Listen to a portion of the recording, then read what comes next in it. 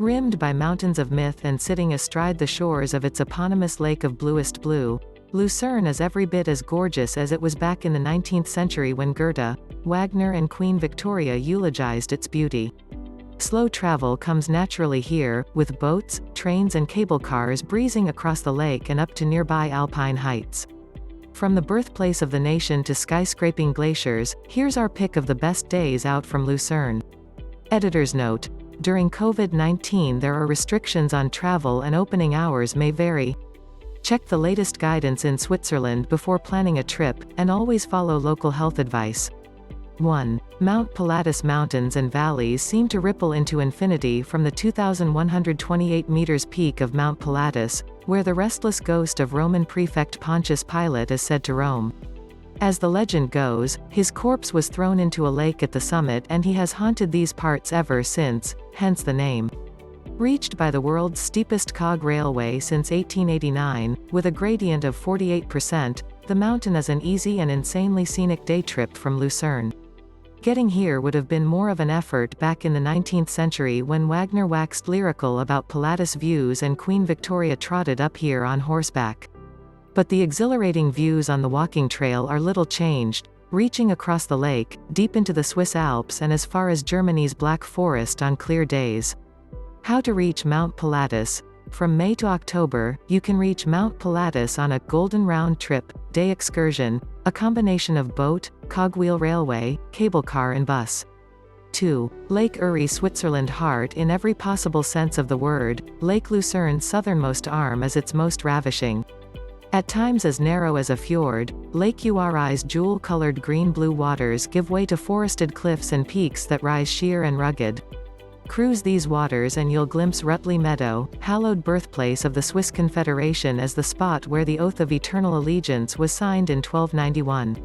Nearby is the Tellskapelle, a little chapel ensconced in woods, where the apple shooting hero and Swiss rebel William Tell is said to have leapt to safety from the boat of his Habsburg captor, Gessler. Myths abound, too, at the Schillerstein, a near 30 m high natural obelisk jutting up above the lake. Its inscription pays homage to Friedrich Schiller, the author of the play William Tell. How to reach Lake Uri? Boat is the way to go to really see Lake Uri. Take SGV's regular ferry service from Brunnen to Flüelen.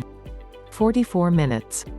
Trains link Lucerne to Brunnen, 46 minutes, and Flüelen, 1 hour. 3. Mount Rigi. Puckering up between Lakes Lucerne and Zug, the 1,797 meters peak of Mount Rigi is well known for its blazing sunrises and sunsets. Turner was so smitten with the outlook and the singular quality of the light that in 1842 he painted the mountain in watercolors at 3 different times of day: Blue Rigi, Dark Rigi and Red Rigi. Europe's oldest mountain railway, celebrating its 150th anniversary in 2021, hauls you to the summit, where the view is extraordinary, stretching across both lakes to Mount Titlis and the glaciated peaks of the Jungfrau Massif. On clear days, you can see 24 of Switzerland's 26 cantons. There's terrific high-level hiking up here in summer on 120 kilometers of marked trails, as well as low-key skiing, snowshoeing and sledding in winter. If you'd prefer a swim or massage with a sublime view, head over to the Mario Botta designed Mineral Bad and Spa Rigi Kaltbad. How to reach Mount Rigi? Frequent trains run to Witznau, 1 hour, and Goldau, 32 minutes, where you can connect with cogwheel railways to Rigi Kulm, 32 minutes and 44 minutes respectively. 4. Engelberg. As if cupped in celestial hands, Engelberg, literally, Angel Mountain, wings you straight to alpine heaven with its ragged backdrop of glacier-streaked peaks punching well above the 3,000 meters mark. When the flakes fall in winter, skiers and boarders descend on the resort, eager to make fresh tracks in off-piste powder. In summer, these mountains offer mile upon joyous mile of high-altitude hikes. The icing on the cake is 3,238 meters, glacier-topped Mount Titlis, central Switzerland's tallest mountain, home to the world's first revolving cable car, which soars above the deeply crevassed ice. With Alps as far as the eye can see, views from the top are staggering, especially if you brave the cliff walk, Europe's highest suspension bridge. Get an early start to avoid the glacier as at its busiest. How to reach Engelberg? Engelberg is a 40-minute drive south of Lucerne via the A2. There are hourly fast trains linking Lucerne to Engelberg, 43 minutes. 5. Brunnen. Cradled in the folds of jagged mountains, where Lake Lucerne narrows as it turns sharply south, Brunnen's quayside is quite the alpine dream. Turner was so impressed by the view while sojourning here that he painted the Bay of Uri from Brunnen in 1841. When the Föhn wind sweeps down from the peaks, conditions are ideal for sports on and above the water, from sailing to paragliding, windsurfing and kitesurfing. Should you fancy a walk instead, hook onto a section of the 35 km, 2-day Swiss path around Lake Uri.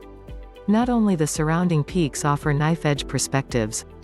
Victorinox hails from these parts, and the Swiss Knife Valley Museum tells you all about it, with a fascinating romp through the history of knives.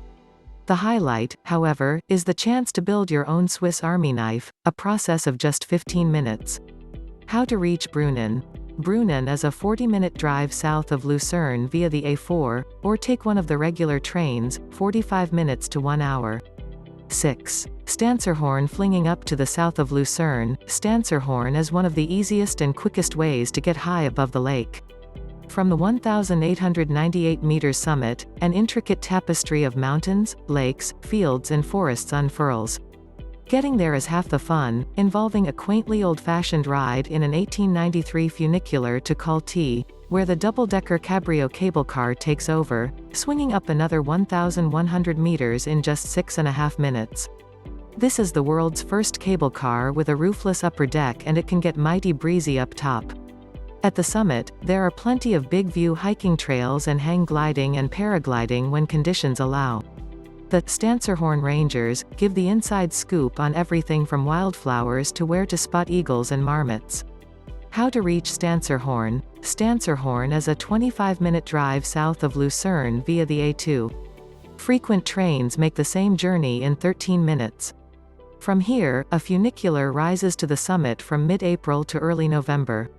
7. Meiringen. Tucked away in the eastern corner of Switzerland's Bernese Oberland region, Meiringen has a phenomenally beautiful backyard, with hiking and cycling trails leading to wild valleys, waterfalls and high alpine moors.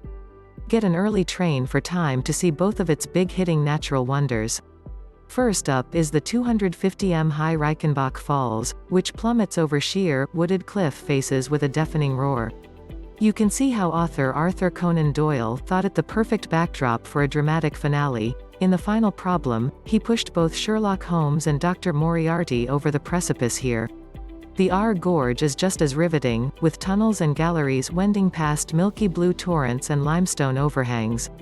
Stay for more than a day to delve deeper into the Hasley Valley, to see the Triftbruch, Europe's highest, 100 meters, and longest, 170 meters, suspension bridge, dangling precariously over the Trift Glacier, for instance, or the waterfall-laced glacier gorge of Rosenlaui.